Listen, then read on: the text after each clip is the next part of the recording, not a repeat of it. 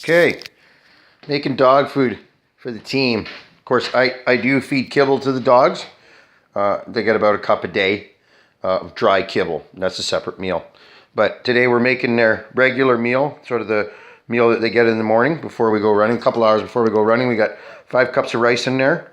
And there's already about 12 pounds of meat in there, and I decided to add a little bit more meat today because it did get a little bit colder than normal last night. I think it went down to like 11.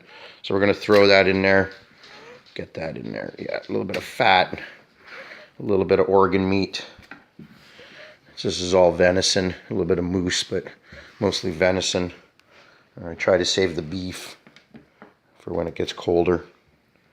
Sorry about the distortion there as I'm doing the job here. So I'm going to take this in the other room. We're going to add the all the extras. Who's following me? All right.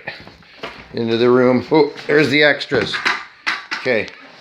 So, no real formula here.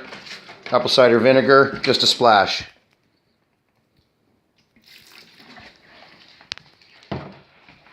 Molasses. Of course, I lick when it's when I finish, but I pre-mix it in a good old Canadian Tim Hortons cup here, so that most of the syrup gets distributed evenly.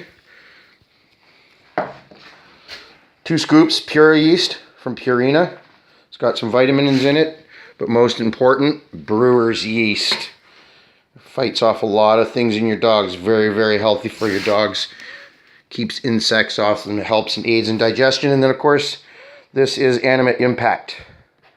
So, just 2 scoops. It's a vitamin supplement as well.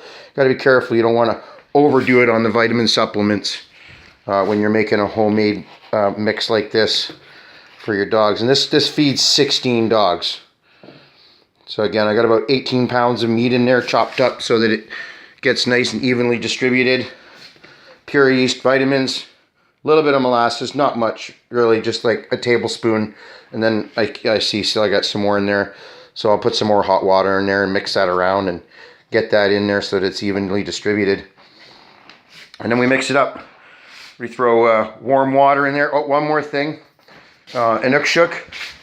This kibble. I love this kibble for doing my stews and soups because it doesn't float. This stuff sinks, so it really mixes in really nicely. It's a little bit pricey, so I only use it for making the soup. But the rest of the time, the dogs get nature's domain when they just get straight kibble. It's a grain-free formula. It can be bought at Costco. And for a grain-free formula, it's a very, very good price for a 40-pound bag. Just getting some hot water here to throw into the soup to complete up the mix. I should have actually poured this before I got started there.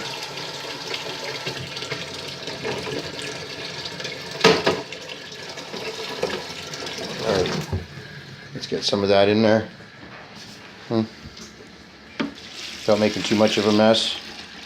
There we go, filling it up. And then we're just going to stir that around.